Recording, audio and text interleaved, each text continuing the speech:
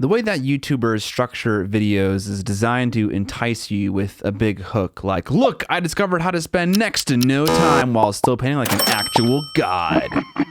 It puts some pressure on each paint job to be transcendent or revolutionary in one way or another, but just like all of you, this is just my hobby, and sometimes I just want to paint a friggin' miniature without discovering the cure for cancer. So, let's do that. Today we're painting this lovely concept from Miniac Games, the Chef. After some cleanup of the model, I wanted to mount it to a plinth for easier holding while painting and viewing. I marked the center of the plinth and busted out my Dremel, but I noticed I had an issue with the collet. No matter how much finicking I did, the bit was always wobbling, so I resorted to a normal hand drill with a masonry bit to drill my hole. While I had the drill out, I chucked up the brass in the drill and polished it with some sandpaper and water, measured and cut it to length. I always struggle to drill a nice straight hole using this method. Normally I have a drill bit that matches the diameter of a hollow piece of brass, so what I end up doing is bending the brass into straightness. In this situation, the only brass cylinder I had wasn't hollow, so when I tried to bend it to resolve my crooked drilling job, disaster struck. Luckily, the piece fit right back in with some glue and I was able to adhere the bust to the plinth, and it was fairly straight. With that complete, I covered up the handle and the brass with some masking tape and putty and got to priming. I went with a zenithal undercoat as I wasn't entirely sure of my approach, and this priming method of white on top of black leaves some options open for me. I mixed up some skin tone options and got to work. On the arms and shoulders, I approached the painting in a more slapdash way with some wet blending. For a deep dive into the technique of wet blending, check out my video on the subject. On the darker portions of the zenithal undercoat, I applied darker colors, and on the lighter parts of the undercoat, I applied lighter colors. Pretty straightforward. I'm using the undercoat as a top-down light roadmap for where to apply highlights and shadows. Not being overly careful about smaller volumes at this stage, I can solve those problems later with a smaller brush and a more careful application of paint. When it comes to the face of the model, however, I did want to approach the painting a little bit more carefully. As the surface of the face is much smaller and more detailed than his massive shoulders, going a little slower and capturing all the details is preferred. Speaking of details, there isn't an overabundance of them on this model, and that's one of the reasons I was looking forward to painting this bust. When you first see a model, what you actually see is all the exciting parts that are the biggest and most attention-capturing. When you buy it, put it together, and start painting it, you might then realize that sometimes there's a lot of extra stuff you didn't anticipate that prevents you from calling this miniature done. And I'm glad this model doesn't have much of that at all. It's transparent in that way. With the face mostly complete, it was time to work on the eyes. I like to start these before I fully complete the face in case I mess up something while painting the eyes. I began with a very dark red base coat covering the entire eye, followed by a layer of off-white yellow. In the past, I've used brighter eye white colors, but this time I used a color called Thar Brown, which is actually pretty dark as far as being an off-white color goes. It'll become obvious why I chose this later. I made sure a ring of dark red stuck around in the recesses of the eye. I then painted in a dark green iris. Because most people don't have their eyes fully wide open at all times, I painted something of a semicircle as if a portion of his iris is under his upper eyelid. This gives the character a more relaxed and normal look. Then, with a brighter green, I highlighted the iris everywhere except for the center. This leaves the impression that the center of the eye is darker, where the pupil would be. I've tried to paint black pupils in the past with just normal paint, but my characters always end up looking like coke addicts if I do that. A more subtle approach to pupils like this has worked better for me. With that complete, I added on the last detail of the eye, the white specular highlight. Now you can see just how much brighter the highlight is than the air quotes white of the eye, which helps lend a glossiness to it. If the white of the eye was too bright, like it has been in my past attempts, this highlight wouldn't be visible and the effect wouldn't be nearly as useful. Make sure the dot is on the same side of each eye. This is important because this highlight comes from a real-world light source, and the highlight is relative to the position of the light source itself. Because the light is in one static position, the highlight would also be in the same position on both eyes. If you want to know more about specular highlights, check out my NMM video, which goes over the concept in detail. At this point, I still don't consider the face done because we have the hair to paint. Once the hair is blocked in, we'll see clearly what the face looks like and we can make any further modifications then. Oh, look at that. The hair is blocked in. Thank you, movie magic. The first modification I wanted to add was some warmth. With a very thin application of red paint, I glazed some warmth into his cheeks, chin, and nose. He seems like the kind of guy to always have a little bit of a buzz going on due to his flask of Romulan ale that he sips from religiously. Romulan ale should be illegal. It is.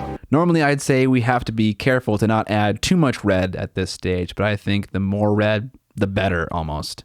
I've noticed how a lot of Spanish painters have such incredible dark and richly red shadows on their Caucasian subjects, so I'm trying to really go for that here while also giving off some drunk vibes.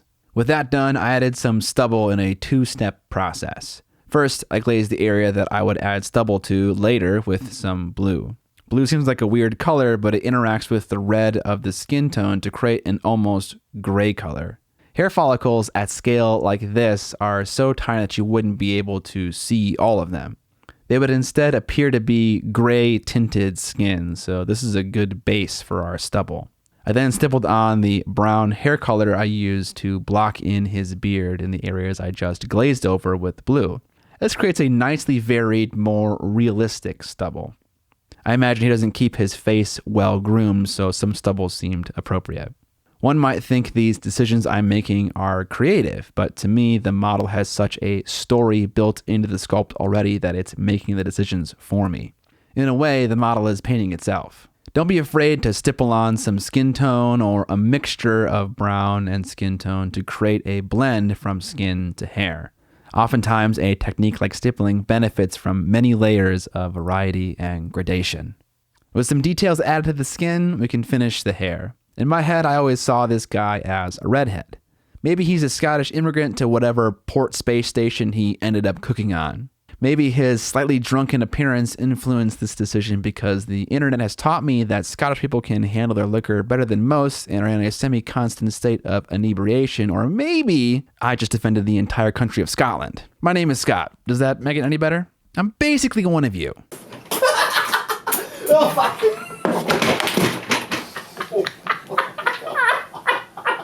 I began hiding with a more muted orange, making sure to cover up most of the brown, leaving it behind as a line of separation between the skin and the hair. I then moved on to a more saturated orange, leaving some of that previous orange behind. Here you can see a nice side-by-side to indicate how much I leave behind, and it's not much, maybe like 20%. Lastly, I add a thin layer of bright off-white yellow to give the hair a bit of a sheen, as hair is often slightly reflective. Notice how I'm not putting the highlight directly on top of the mustache or eyebrow, but a little further down. This, again, is me using the idea of a specular highlight, just like we did with the eye, to make something appear as shinier than before. The cigar itself was pretty simple. With a black base coat to the ashy portion, I stippled on some grays and light grays and then added some red and orange directly to the center of the end where the heat would be strongest. With all the face details complete, let's hear a brief word from our sponsor before moving on to the next part. Mindwork Games is a small, independent creator of display miniatures. They create concepts from their own illustrations as well as from the art of other creators. Recently, they dove into the world of busts with the miniature you're seeing me paint in this video, the chef. This concept is from a new collection called Diner at the End of the Galaxy, which will feature sci-fi designs that are full of pop culture, movie, and comic book references that doesn't take itself too seriously. Their other bust, the Samurai Girl, comes from the David Benzel signature series and will only be available to those who pre-order her during the month of October. In fact, all of Mindwork Games models are limited edition, so once they're sold out, they're gone forever. I've felt that sting when I missed out on a Witchhorn model, but luckily for you and me, this amazing concept has come back in the form of a bust only available for 72 hours starting on October 28th. I already have about 17 reminders in my phone, so I don't miss this one. Another one of Mindwork Games miniatures that I'm a big fan of is Night Bells. With concept art illustrated by Brom, this character has a unique pose and is just my kind of dark and brooding. In celebration of Halloween, they've also released a new 75mm figure named the Minstrel, and any order made in October will get 3 wonderful little pumpkins added to the shipment for free. Miniac Games isn't only a boutique of excellent display miniatures, they also sell awesome art books and are officially licensed to sell Frank Frazetta art prints. Now until the end of October, they're offering viewers of the Miniac channel 15% off with the coupon code MINIAC15 in case you need any more incentive other than these creamy sculpts. They also have options for sculpting, painting, and casting as a service, so if you have any awesome ideas for miniatures that you want to create, Miniac Games can help with that. You can find links to all their stuff in the description below. Lastly, I want to say that I genuinely enjoy working with smaller brands like this. I haven't painted a miniature from a sponsored company in a year and a half, but I was happy to for Miniac Games. Companies like this are the building blocks of the miniature hobby outside of the behemoths that we all know and love, so I love to work with them whenever I can. Thanks to Miniac Games for sponsoring this video. Now back to painting Le Chef. On to the other most important detail on this model, the tentacle. I began with a dark blue base coat and added 2 layers of a brighter, more turquoise color. This was quite a burden to blend because it's so massive. Basically, I applied a layer of color and then feathered the color into the previous base coat. I did that about 37 times until I had something that didn't look like what this guy takes out every single night. Trash. I knew it didn't have to be perfect because I was going to break up the transition in a significant way with some freehand, but I didn't want it to be obviously bad in any one small part. With that complete, I began the freehand. Not a lot of squids or octopuses have stripes, but I figured this was a fun way to suggest a more alien world. Before attempting this on the main part of the tentacle, I did a little practice run on the very tip of the tentacle on his back because that part was of lower importance. Once I figured out a basic approach, then I started on the stuff that everyone is going to see. I drew a lot of weaving, curvy lines, and at any point where 2 lines met, I rounded the edge. I also made all the lines fairly thick and added in some small spots and shapes to break up all the lines. Between massaging the shape of the freehand and making sure I got full opacity, this first part easily took me 3 to 3.5 hours. If you want some more advice about freehand, check out this video where I go over my whole process and even get some advice from people much better at freehand than me. With the main shapes blocked in, the hard part is done. Now I wanted the freehand color to increase and highlight like the blue did, so I painted within the lines with a brighter yellow and did that 2 more times, ending on more of a white color. With all that work complete, I was left with some pretty obvious areas where my highlights started. I then took a diluted intermediate color and softened the transitions between the 2 layers of color. If I was blurring the divide between color A and color B, I mixed color A and B together in equal quantities, added some water, and then glazed over the dividing line. Lastly, I airbrushed some dark blue around the bottom of the tentacle and the sides to transition the freehand into a darker color. Using an airbrush seemed a lot easier than trying to do it with a paintbrush. After roughly 6 hours of work, I had a pretty nifty freehand pattern that was zenithly highlighted. To me, the 2 most important details are complete. When you look at this model, this is what you're going to look at 80% of the time. Everything else can be done now, but we don't need to try hard as much. For the tank top and the hat, I wanted to go for a crusty greenish white. I figured surrounding the warm skin tone in a green hue would make the red pop out more at you, but maybe that's just something that you read about in art books. I started with a mixture of colors to get my base coat and slowly mixed more and more cream into my highlights until I was applying a purely white highlight that was very diluted. Any light color is kind of a pain to deal with. When layering up your highlights, you need to go incrementally brighter very slowly. Whereas normally with a color like green, you can shoot up in brightness pretty quickly, with cream, yellow, or anything similar, you need more steps. Additionally, each layer can be applied multiple times because the acrylic paint doesn't reach full opacity right away. So you can create little micro transitions without even changing the paint you're using, especially with brighter colors. So just take your time and ascend the ladder of contrast slowly, and if you're bored while painting, consider checking out my stream. I actually painted this part of the model while live on Twitch. I stream on Fridays from 1 p.m. CST to 4 p.m. CST. You can find a link in the description below if you're interested. For the top of the hat, I sponged on the highlight. Because the surface is so gigantic and applying many layers of white would take so long, I decided to give some gritty texture to the chef's hat and, again, not be such a tryhard with this part of the model that you can't really even see. I made sure to use paint that was a little bit more diluted than you would normally use for this kind of technique to get a splotchier, softer result. Now, onto the apron. Using the sponge again, I added the initial layers of highlight to give the impression of a more roughened leather. I focused my sponge usage around the areas where I would apply a highlight if I were using more conventional methods. I then came back in with a brush to reinforce certain areas with brighter colors and some variety, like with some long, thin scratches. Once I had the texture and contrast where I liked it, I glazed on a variety of warm browns and sepia colors. This can knock back some of that texture you just added, but you can add it back in, and that layering process helps to create a nicely varied surface, which is great, especially if you're doing something like weathering. Now let's add on some gross food stains. First, I started with some Nuln oil and blobbed it on and let it partially dry.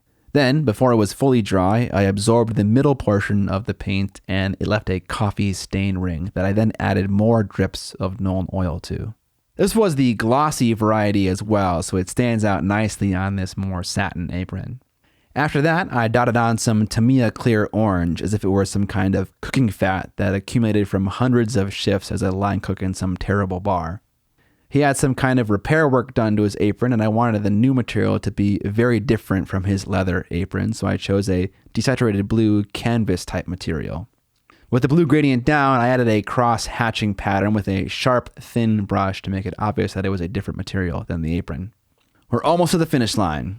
I painted the vicious-looking collar he had on with a dark metallic color. I'm not entirely sure what this object is for, but it doesn't seem very pleasant. I then washed it with gloss Nuln oil and applied a bright silver highlight to the edges. A glossy wash here helps maintain the shine of the metallic paint. Lastly, I added some blood streaming down the device with a mixture of Tamiya clear red and black. There are some grooves in the collar, which is where blood would tend to pool.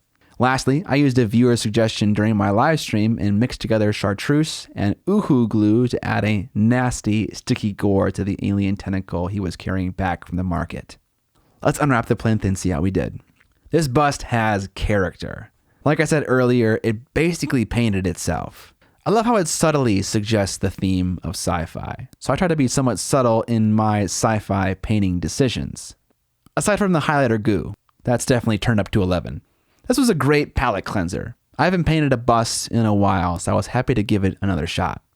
Because this video has no profound angle like I mentioned at the beginning of the video, I didn't necessarily discover anything massive, other than it's nice to be just a normal person and paint a great model. There are no gimmicks, no challenges, no tests, just me, whatever colors I want to use, and my brush. Just like I like it.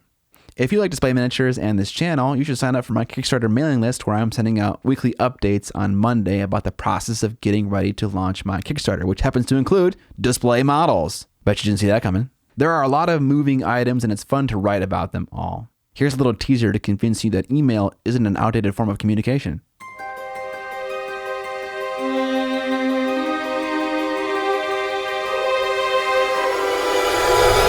That's going to do it for this video, guys. If you like the channel and you want to support it, there are a number of ways you can do it. You can buy my merch. You can pick up some hobby tools that I recommend from Amazon or my other affiliate locations. Or you can buy my miniature, the Duchess, a vampire miniature, and my digital course that teaches you how to paint the model step by step. All these things are linked down in the description below. Subscribe or die! And most importantly, don't forget to...